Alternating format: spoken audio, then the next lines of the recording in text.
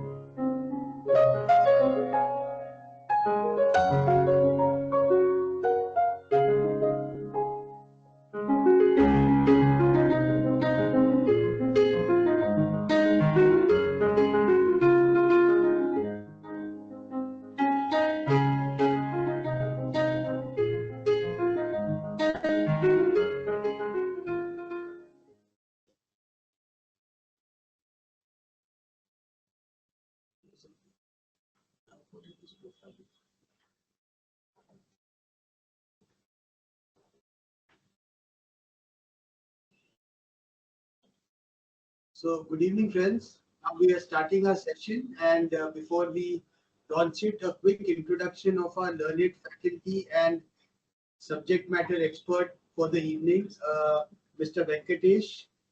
Mr. Venkatesh Iyer is the founder of Sea Life Technology Company, headquartered in Bangalore. Uh, Venkatesh, known as Venkat in the industry, is a seasoned chartered accountant, a very senior professional with over 30 years of experience in the financial services sector, specializing in mutual funds and risk management.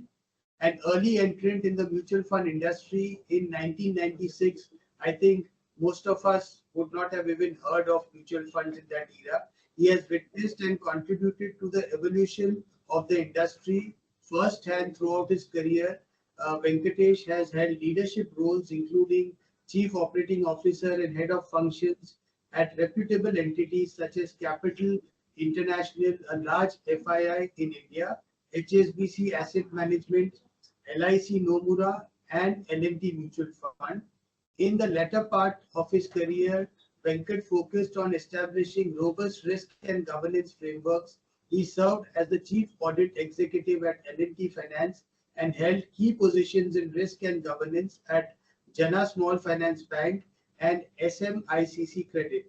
This diverse experience has given him a comprehensive understanding of the financial services landscape and the critical importance of sound risk management practices.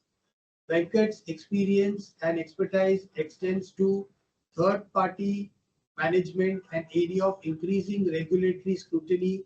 He was instrumental in setting up CDSL Ventures Limited, the first institution in the country to conduct KYC procedures for the mutual fund industry in India.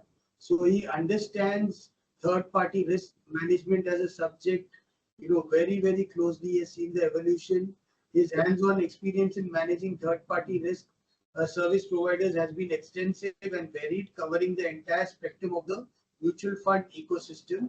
Leveraging on his past legacy, rich experience in processes, systems, best practices, governance of third-party management, Venkatesh has recently developed a product for the industry which takes care of end-to-end life cycle management of vendors, third-party risks, third parties management. This innovative solution addresses the growing need for sound documented processes in managing third-party relationships, aligning with current regulatory focus. Venkatesh's deep industry knowledge combined with his expertise in process automation, governance, and third-party management positions him as a valuable asset in the rapidly evolving financial services sector. JHS team has had the privilege of working with Venkat over the last so many years in his various stints in professional capacity, and we take great pride in inviting him today for this session. And it's going to be one hell of a session on third-party risk management, we are sure. And I think the question answer will be equally enlightening. So over to you, Venkat, for taking this forward. And thank you so much for joining us today. It's a privilege to have you with us.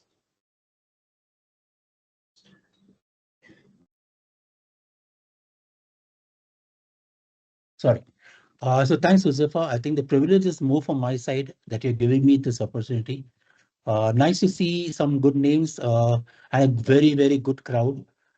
Thank you for taking your time out for this session. I'm glad someone like Josefa thinks of one. See, it's important in our career at a young age, right? To get that knowledge to any means and listening to anyone and everyone that builds you as a skill set to understand what is really happening. And diversification always matters. It could be on a subject matter. It could be anything that is not relating to your subject matter. Knowledge is always going to be knowledge. So let me give a brief on this whole. I mean, a lot of people have been asking me, why have I chosen this particular field? And I mean, how does this even connect up to my to the what I've done in the past? A brief is that I think it started somewhere in 85, 86, and I've been an avid reader of newspaper. There used to be very large institution dealing in securities, and one of the audit comment is that the physical stocks don't tally with what is being recorded in the books. And that gave rise to an entity called Stock Holding Corporation of India. So someone what would be actually looking from a financial services, the earliest I could ever recall of something being given out has actually been something called a Stock Holding Corporation of India, where the stock certificates was saved, shared, and reconciled with the books. That's the first time I can ever think of something called as outsourcing. And me joining the mutual fund industry in 1995, 96, I got exposed to having two set. One is a custodian, and second is a transfer agency. And both these entities were essentially regulated by SEBI. As we started to grow along, we really understood what is it. While it is all outsourced to third party, accountability, responsibility, oversight, all is need to be retained by the company. And that is how we have essentially worked in the mutual fund industry. And so when Josefa talks about hands-on experience, I was started off as an operation executive out in like the Birla Mutual Fund those days. Very small, very not in lakhs of crores, a lakh of thousands of crores today, but more in just a few hundred to thousand crore in those days. But having the relationship with the custodian and transfer agency, working with them, monitoring them, uh, you know, uh, getting the pieces together, and thereby at a later stage putting the pieces together with respect to SLA, and thereby having a frequent meeting, ensuring that there's a tight uh, KRI, KPI, etc., all being kind of put into place. That's the natural progression for me when I've done on the third party management as such. So now we go to the next slide. So what you're finding out here is that while this topic of the outsourcing has been for a long time, right? But increasingly it is being, activities are being given more out. Some of it when it started off in 1995, today almost everything, right from your IT to your marketing, your call center, your telecalling, you name it, right? And this is from the financial services, insurance side. You have still more underwriting, the claims, your the third party at the processing house, your TPs. Again, you say outsourcing. So you're finding increasing activity of outsourcing taking place in the industry. The reason could be many. It could be one, strategically could be aligned. It could be because of cost. It could be because the entity want to focus on what they are doing best. And sometimes when you give it out, you also get the best of the talent because it is their business and they know how to do it well. So, a simple case would be something like a transfer agency. In the mutual fund, two industries started to set up their own transfer agency, but it did not work. The reason it did not work is that the focus was more in the core activities, less on something that is not really the core to them. So ultimately, they sold it off and went into a specialized transfer agency for them to work along with them and to use their skill sets and for someone to be aligned with the changing complexities on infrastructure, network, the payment gateways, and SEBI. So sometimes you want to be focused just on the core and give out other things, little third parties. So over a period of time, what you're finding is that what you started could have started as a cost is also become a strategic importance to any institution. So that is a movement in which you are taking place. If you move to the next slide, so what you're finding this here. Can you move to the next slide, please? Yeah. So now, as I mentioned to you, it has now become a strategic imperative for institution, um, focusing on what they can do best, grow their business, grow it better, grow it efficiently, and ensure that their entire product innovation kind of works well. And there is a set of expert third party who can take care of the other processes. I'm not saying they're not core, but the fact is that if you want to grow to business, you want to look at something that can be given out to the best in the industry, who can also do a good job on the processes. So this is where I think we come in. And of late, the dependency on the technology, be it cloud, be it managing the data center, etc., has taken shape in a very, very different manner. And this exposes two things. One is that you're leveraging on the very best and ensuring that you get the same benefit or much better benefit had it been managed in-house. So these are the three key strategic imperative one can look at it when they are looking to give out to the third party. Moving to the next slide.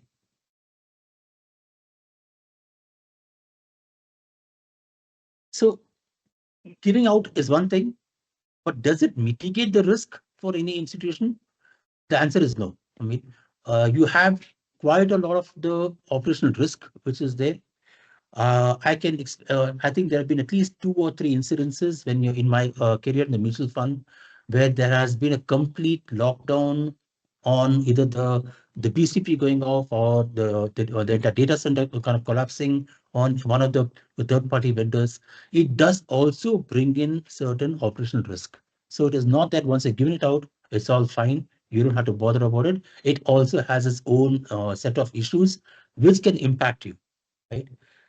The data security is very important because ultimately you're sharing a lot of information with the third party, right from the customer to the valued in terms to the banking details, you name it. You're sharing a lot of information with the third party.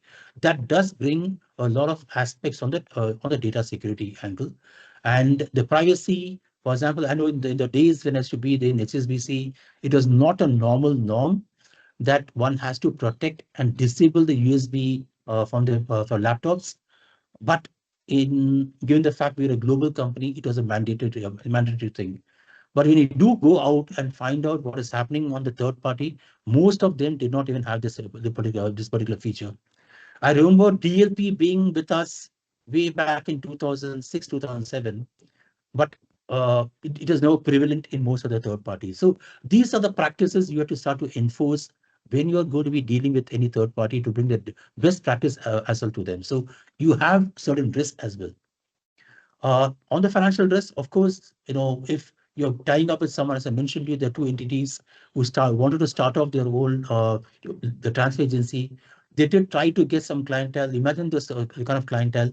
If it is not a focus of the business, not able to do well, they start shop. It does bring you under some kind of a risk.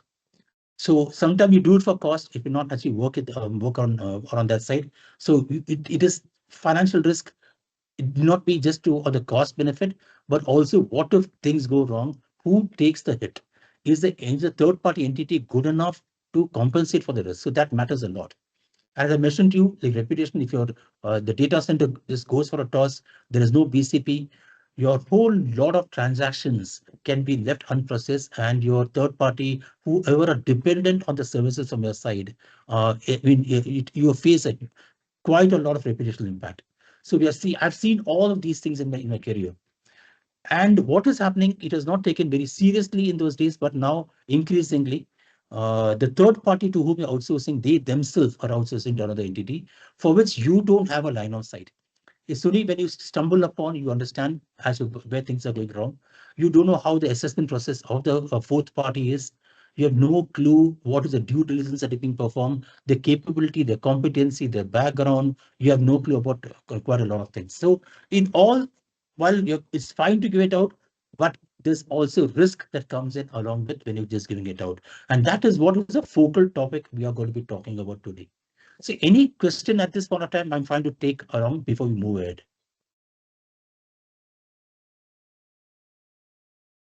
Either we can take it at the last or we can start off right now. Okay, so we'll go to right now. Why is it now it is getting to line of attention from the regulator? Outsourcing guidelines in many countries, in India as well, has been prevalent for a very long time. It has been in bits and pieces. Some of them have been comprehensive, right from 2006 to 2013, etc. If you see, RBI has come out with it, IRDA has it. In the US, OCC has come out with a guideline. In Australia, they have a guideline. It's all been there for a very long time. So none of this is new, what has been coming up. But where I think they are really worried about is that the landscape of what is being given out without, I mean, I remember RBI inspector just pointing out to me, while the outsourcing guidelines has been there for a long time, there are very, very few instances of a third party mishap or incident ever being reported to a board approved or board governed risk management committee or to the board committee. So they are not in actually getting visibility what is happening to the third party outsource activity. So this essentially increases a lot of scope for concern. If your data center is going out, you have an issue. Your cloud has an issue by itself. The arrangement, as I told you, when you're seeing this fourth party risk coming in and people are not factored in, it becomes an issue. And if one thing goes wrong, as I mentioned to you about the incident of the data center, the collapsing in one of the transfer agency, it impacts many other aspects, not just on one angle. If one bank going wrong could be impacting your security market, could be impacting your broking, could be impacting your legal settlements, and could be impacting your customers who expect their funds to be received. So it has a systemic risk, right? And of it, I think the concentration on cloud is very important. And the fact that India has been very much ahead of it in trying to ensure that the cloud is hosted within the country and now it doesn't go out outside the country. But nevertheless, I think cloud is something also the concentration on whom you're going to, who's going to be hosting it, they also matter a lot. So in a nutshell, I think the regulator from a very microscopic lens, they have been looking at various risks across various industries in the financial services and have been coming out with guidelines that should look at preempting any of the risk. And that is what has been happening from April 23 in India. And before that, I think it was in July or August 22 in the US when OCC came out. So from then on, almost every 6 monthly basis, every country has been trying to adopt to very similar expectation that has been set by all the governing body across the world. Move on, next slide. Yeah. The next slide, please. The next slide, slide 6. Yeah. So now with the expectation that is coming in, sorry, I'll have to go to slide number 6, please. Yeah. So with the kind of like the regulator coming on heavily, so what is it that is happening right now in the industry? So you have now, if you don't align to the expectation from the regulator, they're clearly penalizing. I don't want to get into names, but I do know one or two incidences in the US that I was talking to one of my friend. And I mean, the 6 months, I can tell you last 1 year, I've been talking to my friends who are in the US, in Canada, in UK, Australia, and Singapore on various landscape, what is happening in the respective country and how the regulators are behaving. This particular incident was in the US where the due diligence on the third party was not done well. While there's no impact as such, but just the fact that a lot of data has been given to the third party, anything that goes wrong can have a systemic risk. And this particular entity was penalized to the extent of around $15 to $20 million, right? It's a well-known name, but I'm not giving names. But the fact is that there are penalty that has been levied. We also see in the next slide and how it's impacting India. Uh, you're also having the reputation that you're carrying if your a third party does not do well or has certain the processes which does not mark well with the regulator. And the fact is that there's no resilience from the vendor to be upgrading themselves with what is happening with the external world. All these things actually impact. So now the regulator is not only expecting you to be, having a policy. They expect you to following the entire line item of the policies to the T. They are commenting on the adequacy of the policy to a very large extent. There are many of the institutions who have been penalized, or rather the pointers being given for the board is to monitor how the outsourcings are being taking place and the fact that the board should have a direct oversight. So they're getting very micro level, they're getting very prescriptive on what is expected by the regulation. So the cost of compliance, non-compliance is very huge today. The next slide will take you through what has been happening in India with respect to both of banking, non-banking and insurance side. These are some instances. You have slide 8, sorry, the slide 7. Yeah. So these are the instances. You have, NBFCs losing the licenses in India. We've seen two of them. In fact, in the last 6 months, there have been three instances. And you have also had a FCA penalizing a bank because of lack of oversight on the third party, which is very critical. The penalty, as I told you, is very high. And insurance are also not that we left out with. There have been instances where the penalties have been given, and they have been told to stop relationship with any of these institutions who do not have proper governance mechanisms. So increasingly, the regulators are coming down heavily, and I think as we move on, it is only going to get more stringent. Can you move on to the next slide?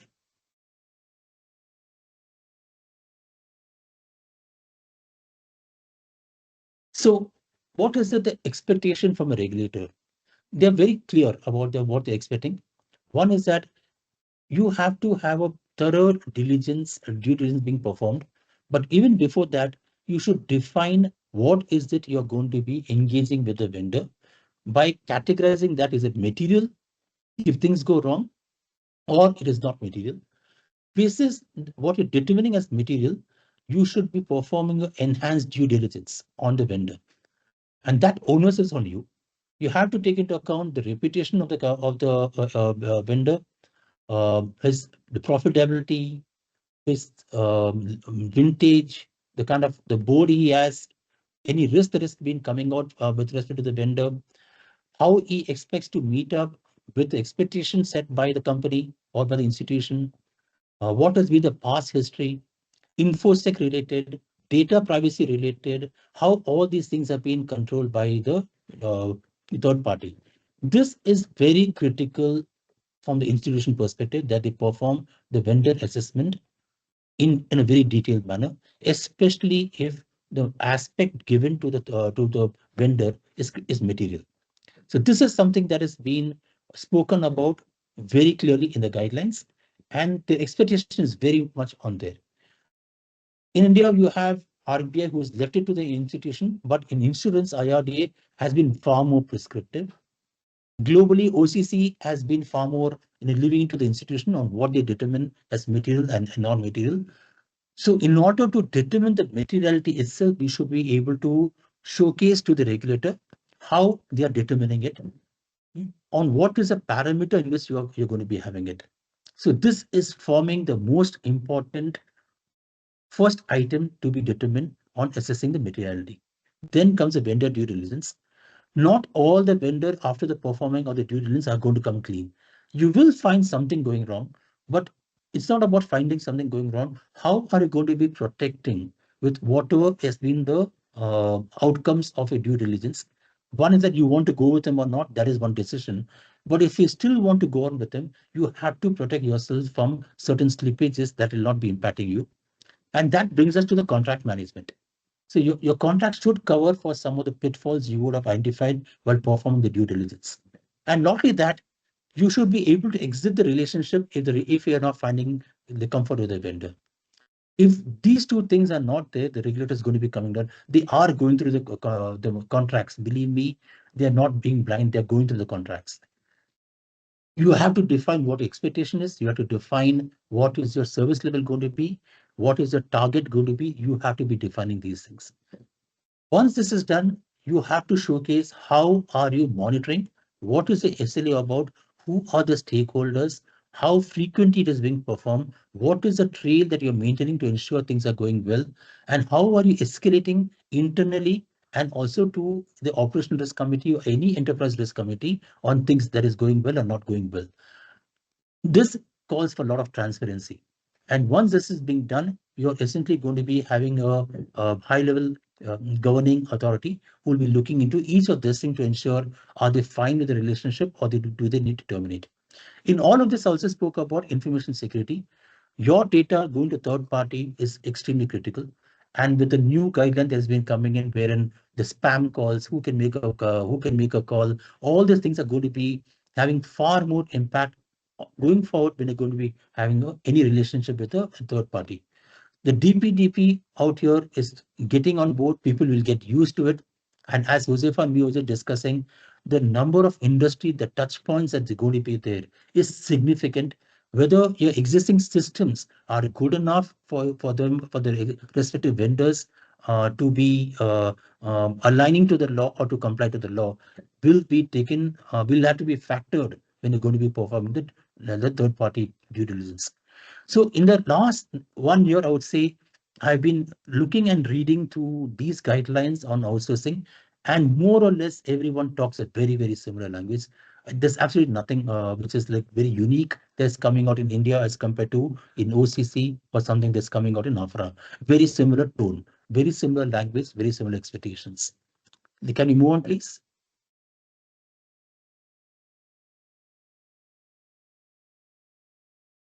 Yeah. So when I've spoken about the financial services, let me touch upon. While I may not be the best, I do have team on this. I do have a team member who used to be a very senior legal counsel in a pharma company. It is being taken very seriously, and expectation internally as a governance for a pharma company is taking shape. Very similar, they have to do whenever they're going to be contracting with a third party for research, they have to do a very detailed assessment. It is being asked by a lot of the governing boards, so they do need to be compliant as well. So it is not only left for the financial institution, expectation is very similar. Due diligence is as well, from a financial service, we do our own in the pharma industry itself. They do follow the patents, how it is getting recorded, how it is getting documented, who's preventing or how's the prevention taking place with respect to any leakages on the patent related stuff. A lot of these things are essentially being taken care of. While the performance management, yes, they have an SLA. They are still to evolve on how to do it, but it is kind of getting there. uh, they are slowly establishing like a governance mechanism under the CFO on how things are really working with the third party. But I'm just saying it is getting there. They're starting to make noise about it. I think the first stage they are actually looking to address is to have a very sound contract management which captures a lot of essence on what is expected and what is the SLA going to be about and what the termination going to be about and penalty. So all those things are really getting now into a side from the corporate governance aspect. And it's a good thing because I mean I've only been talking about from the perspective of the financial institution. It's good to see that even the pharma industry, hotel industry, the hospital industry, with a lot of touch points and a lot of third party outsourcing really happens. So they are also equally being kind of concerned about it. And I won't say the pace is as much as how it is there for the financial institution, but they are picking up the bits and pieces and looking to have it under control. So this is where I found from the entire financial institution, from the non-financial institution, where they are looking to align some of the practices that is being thrust upon by the regulators in the financial services. So it is a catch-up being played. I think very soon you'll have some guidelines being coming out even in the non-financial institution. I know hotel industry is slowly getting in there. DPTP is going to be very critical for hospitals, for hotel industries as well. And please understand that number of hotels that is being opened up, number of the data that is being shared of the clients, customers with them is not small. So they are going to be, and a lot of the activities on the IT side is actually outsourced in these two industries. So I will say it is also not the best practice. I think they will be making it much more rigid as we move along. Can you move to the next slide?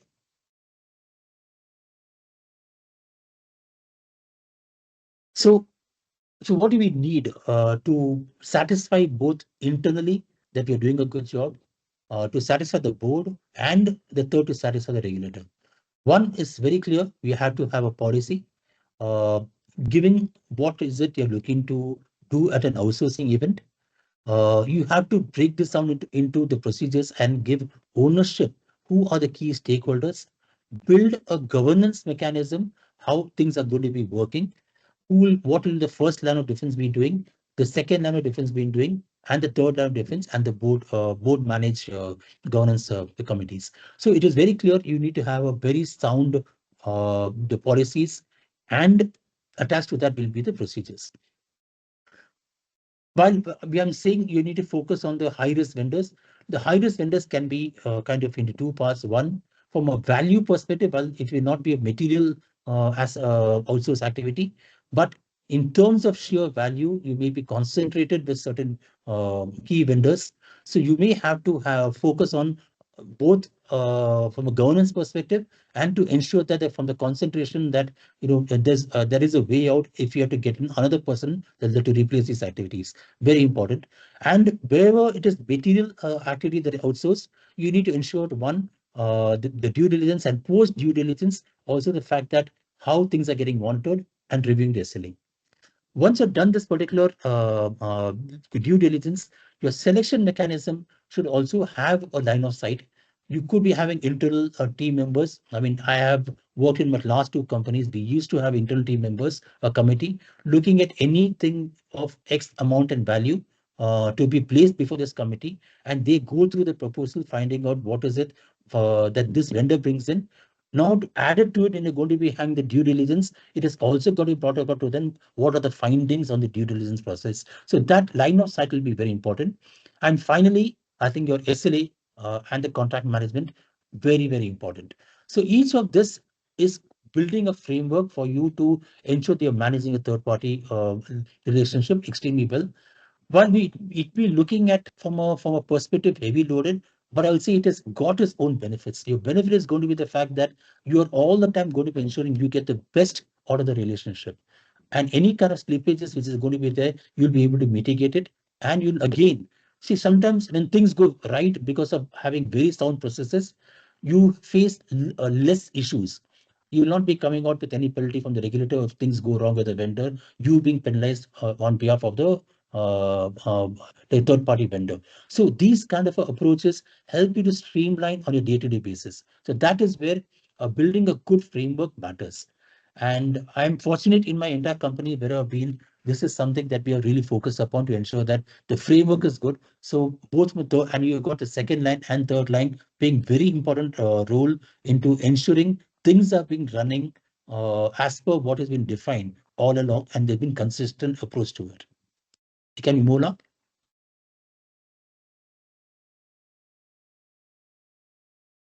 So this taking forward the earlier slide.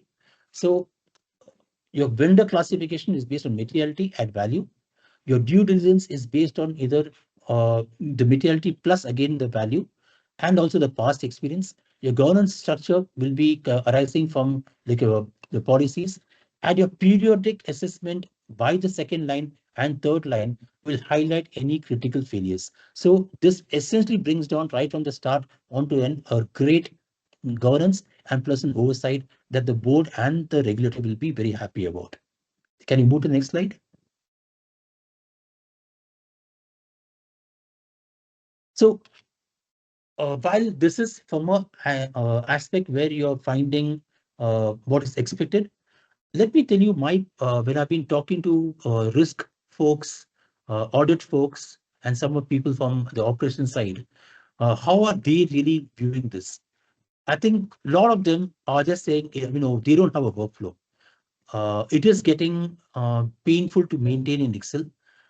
Every time there's a inspection coming, each of these functions have got to sit together, dig out through various mails, dig out through various Excel, and try to put it together.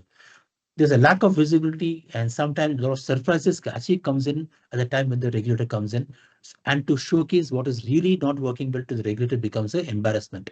So these are the actual pain points when you see in a life cycle. Um, and I'm sure, I mean, anyone who's from the operation side will, especially from banking, NBSC, insurance, all of you would have gone through it. And this is how it is working. And unfortunately, there's no it is still continuing to be that way. With regulator now being showing a lot of interest, I think this has to change right now. Impact on the business is very much there. If you do not have a great SLA, you don't know how you're going to be, I would say, reviewing the performance of the regulator, sorry, the third party vendor. And how are you going to be ensuring that your risk is mitigated? And how are you going to be ensuring that you are not going to be penalized for the actions being performed by the third party? So those are the challenges that will come in if you are not very well structured, both in terms of processes and in terms of the controls that you need to put in place. Can you move on to the next slide?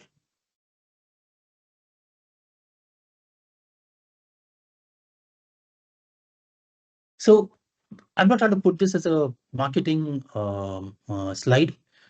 This is where I think after studying the expectation or reading the expectation from regulator, talking to them, and this happened somewhere in November 2022, when I was talking to the regulator and I asked them what is it that is concerning. I think to a lot of people it really mattered. Across the industry to whom are having a chat on what is the regulators up to, what are they looking at. I think uniform and univocal, the response is that I think they're asking too many questions on outsourcing.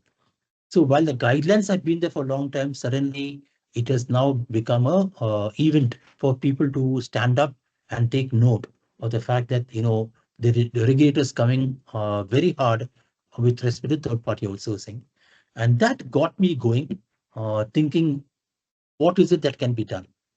And I started somewhere in October, November 23. I started with a small beta and I went to a couple of friends and showcase to them. The concept was very well appreciated, but they said it has got to be much bigger than what I'm putting across. And I spent around 3 to 4 months, I would say from December 23 till almost March 24, into ideating how one needs to structure the product. I went on to the market to see what are the various solutions available. People talk about certain ERP having a vendor onboarding, but that is very much confined to taking some information and background information over the client, whereas something more is being expected from the regulator. And also, I found that well, many people have come out with the contract management solution, very very good ones, I would say.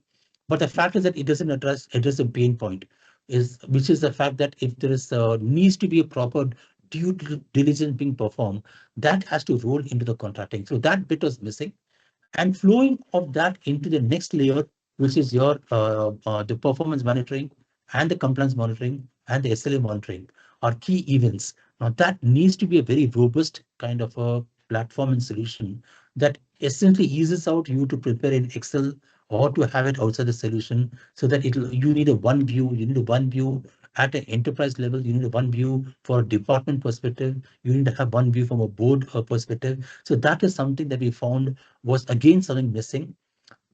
Focus on IT is there, but non-IT not able to find it. And finally, coming out with in interfacing this with any GRC solution for them to get one view with respect to operational risk on the third-party outsourcing was something that we found was kind of mix and match, but nothing that is comprehensive. So this is what our solution, which is end-to-end. It is modular at the same time. It is also well knit. We have done our first leg on our AI capability that is mainly on the contracting. So that is something, anyone who wishes to get in touch with me, we can do it. You have a central repository of all the contracts, all the third-party vendors, what they are servicing, what are the material activity that is being serviced, how many vendors are there. So you have a lot of these things, and you're all the time, you at least will be able to demonstrate you're compliant with the law and you're audit ready whenever anyone comes in for audit. So this is what the solution essentially brings about. Just move on to the next slide.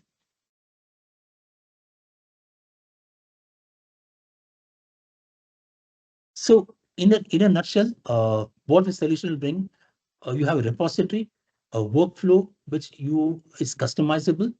You do know real time how things are working.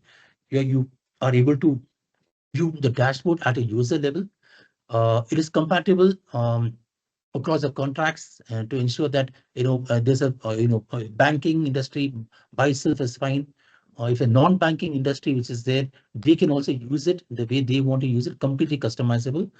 And to an extent, we are also looking to extract key information from the contract that will play a vital role for the CXO to understand what the contract is all about, what are the key risks that is emanating from the contracts. You have one view.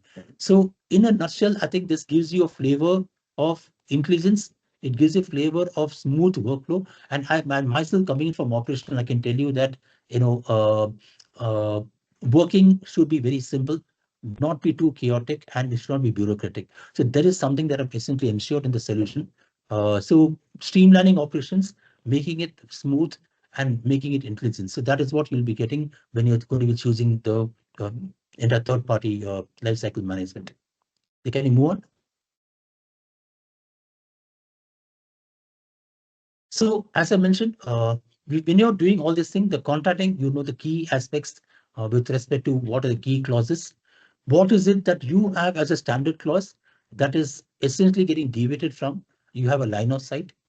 And when you get into performing this and monitoring the SLA, you know what are the features that is there that is not getting implemented. You know incidences that has happened, which now comes into the light, and you'll be able to take a remedial action.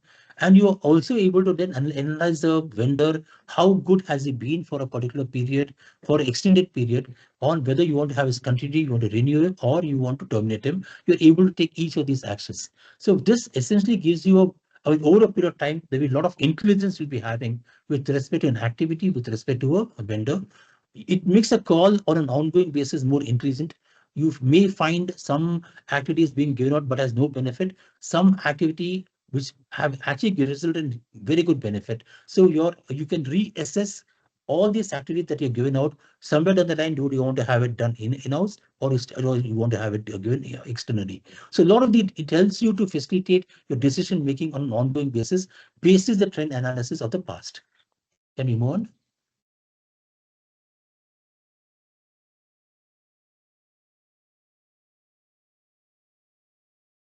So, what you have found out is that by talking to various folks, by streamlining the operation, how is it going to be at an efficiency level and cost level, and also from a governance aspect. I think each of them people said, take for example on the contracting bit. If things are standardized, right, the TAT is reduced considerably because everyone knows where you are, because it's a standard agreement. Searching through past records becomes easy because it's all in one place. Learning from experiences of one vendor, you'll be able to incorporate to another vendor, which means that you can clone certain activities and certain oversight and build some threshold much better. You'll be able to understand the performance of the third party much better to know whether they're within the threshold, not within the threshold. We have seen instances in the past where, the penalties are never imposed because you have lack of data. I want to take this example in one of my entities where we had given an outsourcing to third party. When we wanted to withdraw, we found very little clauses in the contract which enabled us to withdraw, except for the fact that if there's a poor performance, and the documentation with respect to the performance was not well captured. So we ended up actually struggling to put across a lot of document in order to prove that the vendor has not been beneficial to us and the performance is not up to the mark. And this is exactly, I mean, it's a use case for me because it's a pretty large contract, and not having great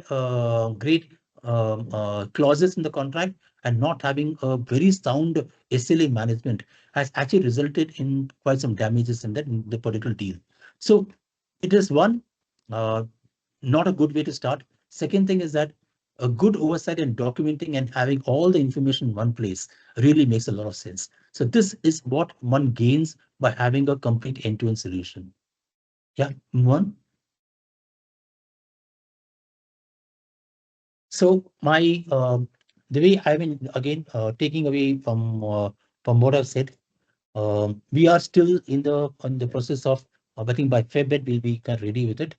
I have been showcasing the product to a lot of my friends, including Guzafa, not just for commercial, but just to get an understanding, is my line of thought very similar to what is it that is happening in the industry? So I would say firsthand, I think people have been very appreciative of the thought process that has gone within the solution. You're free to hold demo. I've leave behind my email ID. But it's a besides the tool, I would say, I know there are a lot of auditors out here. There'll be people from internal audit, there'll be people from risk function. I think whenever I try to make this demo to anybody besides the office from this risk function, operational risk function audit, people really don't find this interesting. But I can tell you, as a custody of risk between the second line of defense and third line of defense, this particular area of third party management is going to be more and more critical as we move along. I'm very privileged that way to be part of a large MNC conglomerate where we have implemented most of this. this process, I can say. We do not have any automated solution, but the enrichment, it has actually gone. Today I'm looking at 2007, 8, 9, and now I'll say even what is relevant then, I can see a lot of gap even now in many companies. So I'll just say it is a continuous process of managing third-party vendors. As we move along, the DPDP is going to be having far more aspects to be covered on the third party. InfoSec is going to be extremely critical with a lot of cyber crimes, with a lot of focus on the cyber related activities. Very important. Overall, I'll say third-party lifecycle management is an interesting space, and I can tell you, I've been talking to very large setups, very large bank setups. Today, they have actually got a cell for a third-party management cell, right? And it is mixed between the second line of defense and first line of defense, but they are independent. They have a say in how the process is being managed. They do or audit or a first line of review, and they are taken very seriously. So this aspect of third party management, I would say, is very critical. And any questions out there, I'm free to answer now. I can just start to take any questions from now on.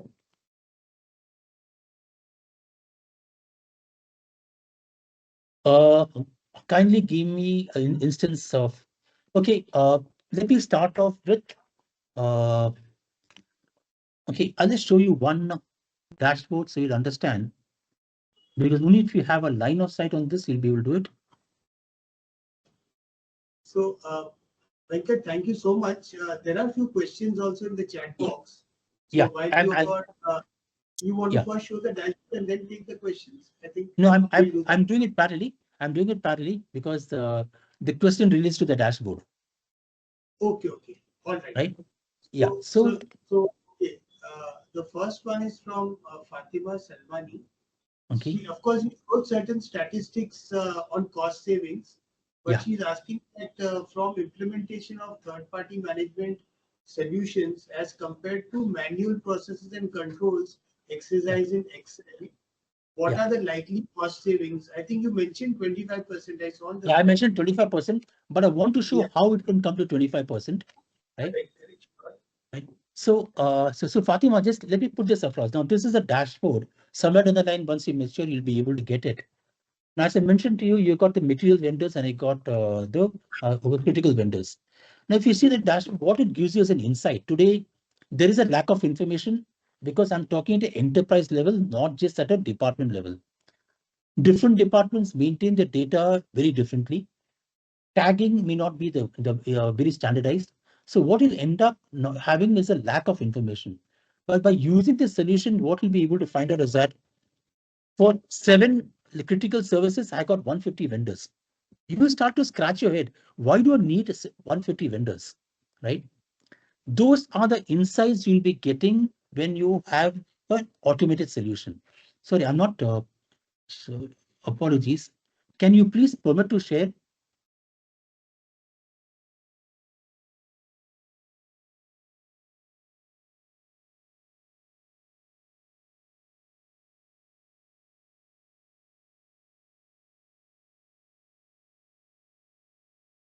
If I may share, please.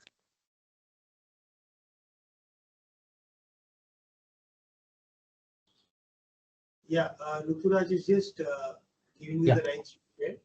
Yeah. So, where I'm coming from is that it is very important for, as I mentioned, different functional will maintain the data very differently. Okay. So I'm just showing you the dashboard out here. Yeah. This is how one can look at it in a very holistic manner. Uh, how many services are there? How many critical services are there? Finding out that for 7 critical services, you got 150 vendors.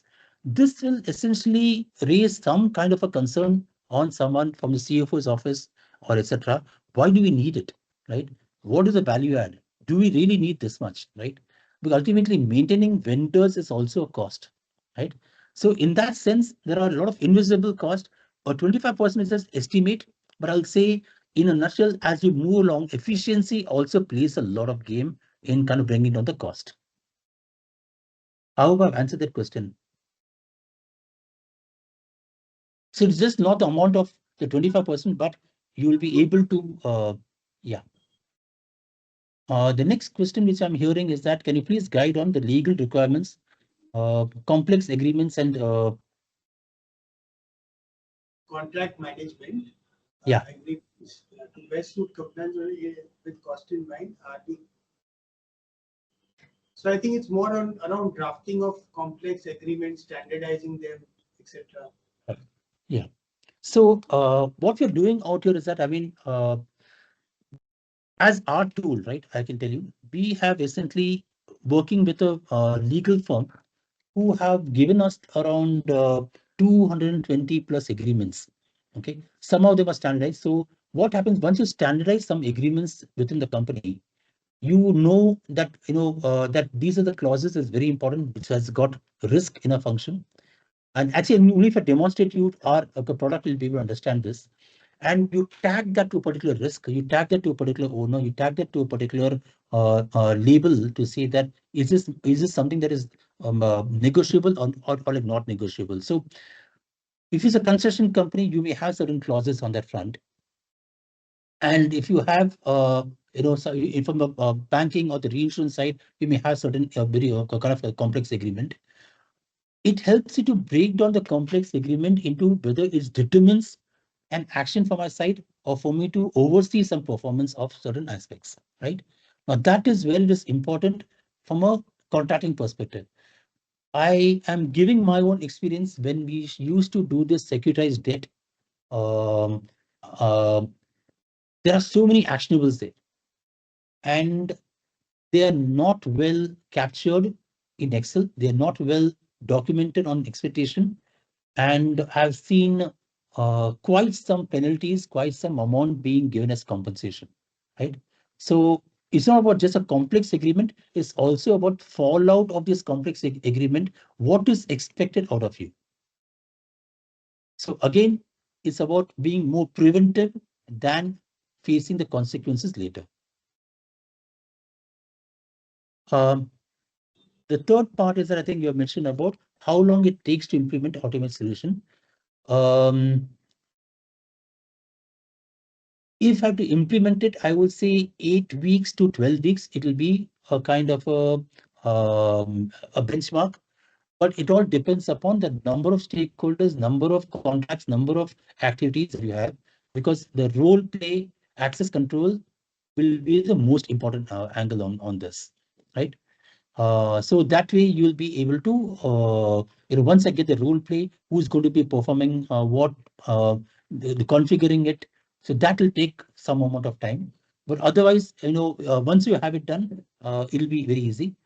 The other bit is that if you want to migrate your existing data to our solution, that is something again dependent upon the underlying what kind of vendors you have, how they are tagged, etc. That will be determining. But to implement it, I think around should be on 8 weeks.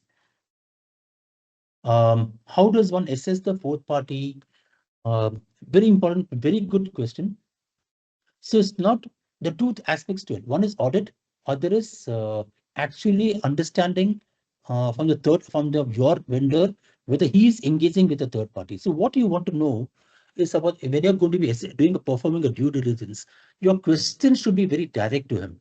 That whether does he intend to hire any third party, or does he have relationship with a third party?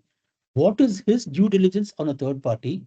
How does he ensure infosec related activities or data privacy related activities, or how does he monitor the outcomes?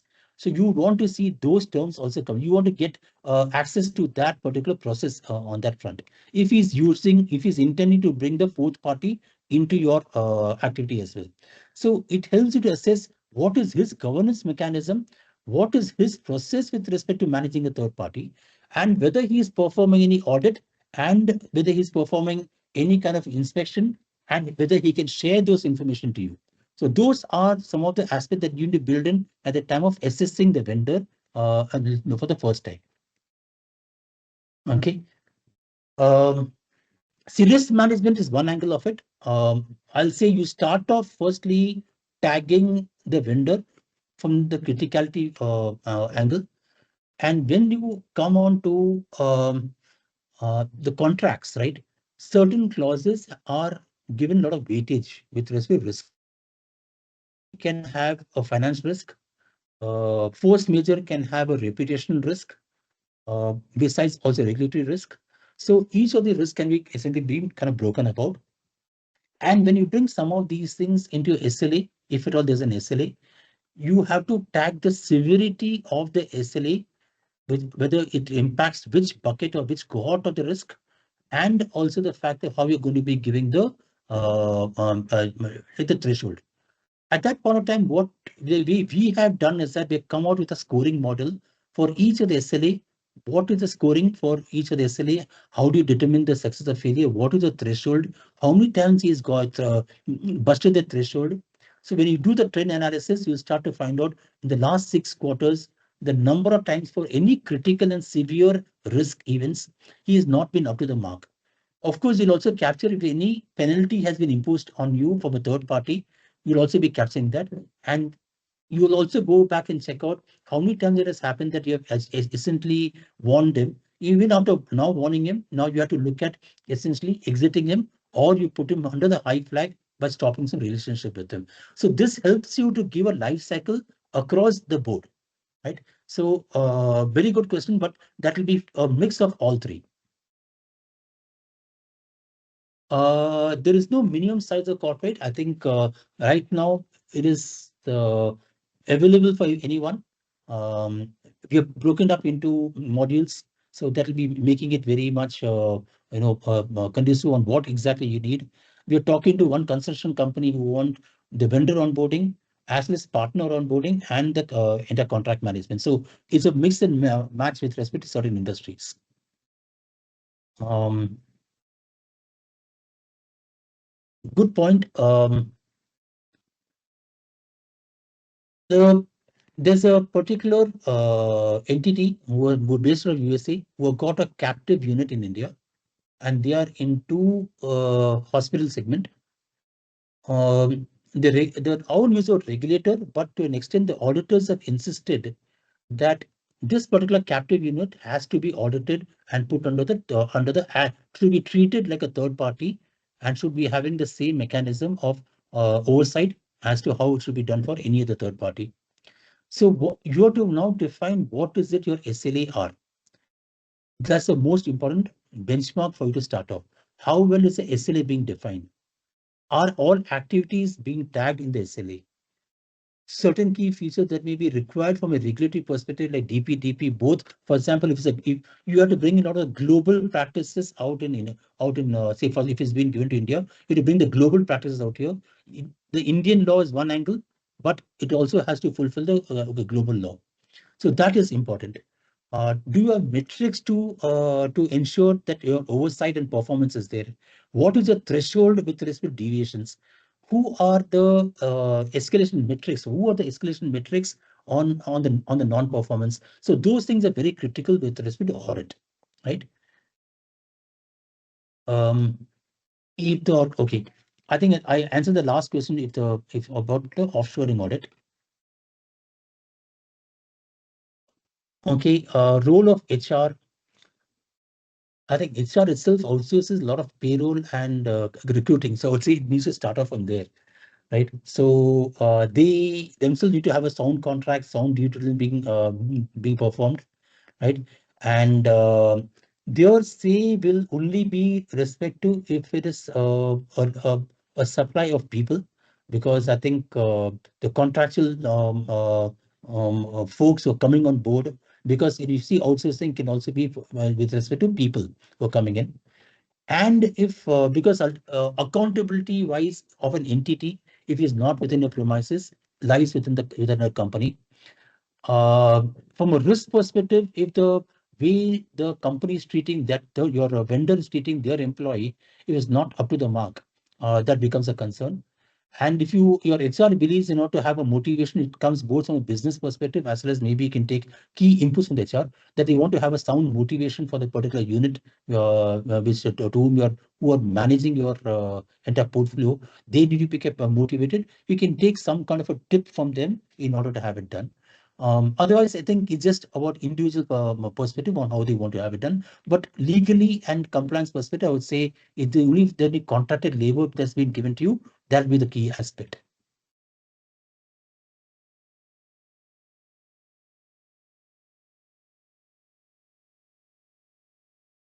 Yeah, I hope I've answered. I hope I answered the questions. If you need further more clarification, I'm fine to give. No, absolutely. I think it was a wonderful session, Venkat, and all the questions have been answered. And Right. typically we get a lot of requests from participants that can we have the presentation material from the Sure. faculty. So maybe if Sure. there is a link on your website where you can host the presentation material and the recording of this, we can then share it with the participants. Sure. We'll do that. Uh, so We'll do yeah, if that. you can share the link with us, then we can share it with the participants. And with your permission, should we just propose a vote of thanks now for you, or if you'd like to say something else? Uh, well, I think just thank you for the party. I hope you have found this very useful. I found, I mean, the audience out here, when you're going to go for audit, please understand the relevance. I think you should be asking this question when you're going for any audits. Uh, Please understand the relevance of a third party, understand the risk of the third party, understand how they're managing the third party is very critical as an audit, because third line of defense is also people are asking many questions on how are they managing. And given the fact that you are into the profession on internal audit, so anyone who's an internal audit, very important, the third party risk management, third party life cycle management is of very much significance. No, thank you so much, Venkat, for taking the session today, taking the time out. It was indeed a wonderful session, and I'm sure people have already started commenting in the chat box that it was Yeah. excellent, it was wonderful. My colleague from Delhi office, Nikhil Kocher, who's a very senior professional, Okay. I met him. has Yeah. yeah, you would have met Nikhil. He's Yeah. just complimented you for the excellent Thank session. you. Thank And you. I think the way you conducted the session, including the dashboard that you showed everybody, the automation process, stage by stage, how one could look at doing a effective third-party risk assessment, the heightened regulatory scrutiny, and the penalties, the cost of non-compliance. I think you added each and every flavor and element that one could have thought of on the subject of third-party risk management in a very eloquent and a very easy to understand manner, because the audience comprises of a lot of youngsters as a lot of senior people, and I think the session was very well received by all of them. And glad to share that we've never had 206 participants, and Oh, in today's session we topped a double century 200. So that was amazing. So I propose a thank very you. warm of thanks to you on behalf of all the colleagues, all the offices, and clients and friends who have joined today to hear you. Thank you so much. Thank you. And we put our hands together. And thank you. Please reach out to me. Anything to do on the subject, please reach out to me. Absolutely. Thank you so much once again. Thank you. Thank you. Thank you. Thank you Thank you. so much. Thank Bye-bye. thank you. Bye. Thank you.